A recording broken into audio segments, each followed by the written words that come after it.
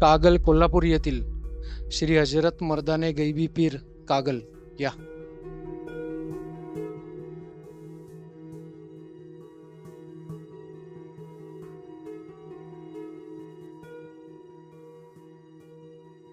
हे आहे आपल्या गहनीनाथ देवस्थान, म्हणजेच आत्ताच्या काळातलं नाव त्याचं आहे हजरत गैबी बाबा असं नाव ठेवण्यात आलेलं आहे. हिंदू मुस्लिम धर्माचा समभाव वगैरे असं इकडं सगळं असतो. आणि हे आपण बघू शकता पीर बाबा. आता या तुम्हाला काही इतिहास दाखवतो. आता हे तुम्ही बघू शकता साप्ताहिक करवीर, हे आहे 19 नोव्हेंबर 1964.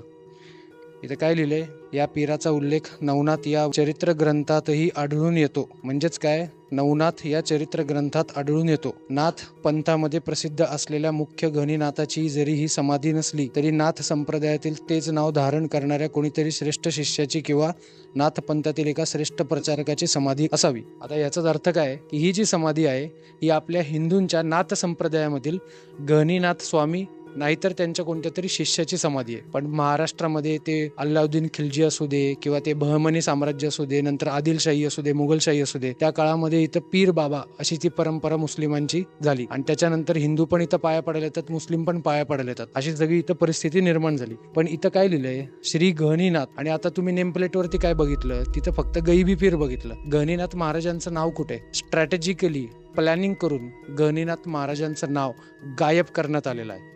आणि याचा मला विरोध आहे. आणि माझा प्रश्न आहे त्या कागलच्या सगळ्या जनतेला, इथं नाथ संप्रदायाची जी समाधी आहे, इथं तुम्ही या पीर बाबाच्या उत्सवामध्ये येता, सगळं तुम्ही तुमचं भक्तिभावाने तुम्ही पूजा अर्चना करता, पण आपल्या नाथ संप्रदायांच्या गहनीनाथ महाराजांचं नाव गायब करण्यात आलं. याचं म्हणजे तुम्हाला लक्ष आहे की नाही तुमचं? नेहमी कोणत्या तरी बाहेरचा माणूस यावा आणि त्याने हे सगळ्या गोष्टी दाखवून देणं गरजेचं आहे. आपल्या मंदिरांकडे, आपल्या नाथांच्या समाधींकडे लक्ष ठेवणं ही आपली हिंदू म्हणून आपली स्वतःची जबाबदारी आहे. हे पत्र बघा, हिंदू समाजाने इथं दत्त जयंती साजरी करण्यासाठी परमिशन मागितली आणि पोलिसांनी परमिशन नाकारली.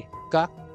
धार्मिक सालोखा बिघडेल. दत्त जयंतीचा कार्यक्रम जर नवनाथांच्या समाधीच्या ठिकाणी जर करण्यात येत नसेल तर आपण कागलमध्ये राहतोय का आपण अफगाणिस्तानमध्ये राहतोय, याचा विचार कागलच्या जनतेने करणं गरजेचं आहे. नाथांच्या संप्रदायामध्ये किंवा आता हे पीर बाबा संप्रदायामध्ये पांढरी चादर असणं गरजेचं आहे. तुम्ही बघू शकता तिथं पांढरी चादर आहे. आता दुपारच्या टाइमला तर काही गर्दी नाहीये, पण पोलीस प्रशासनाने इथं संरक्षण देणं गरजेचं आहे. कारण की मी जे काही फोटो व्हिडिओ बघितले त्याच्यामध्ये लगेच इथं हिरव्या चादरी टाकल्या जातात, त्याच्यावर चांद तारा वगैरे असतो. मग जर तुम्ही हिंदूंना भगव्या चादरी जर टाकून देत नसाल तर इथं हिरव्या चादरींना पण तुम्ही टाकून नाही दिलं पाहिजे, अशी माझी पोलीस प्रशासनाला विनंती आहे. त्यामुळे इथं कंटिन्यूस 24 तास एक पोलीस प्रशासनाने एक माणूस नियुक्त करावा जो की इथं पूर्णपणे पांढरीच चादर आहे की नाही याची जो काळजी घेईल.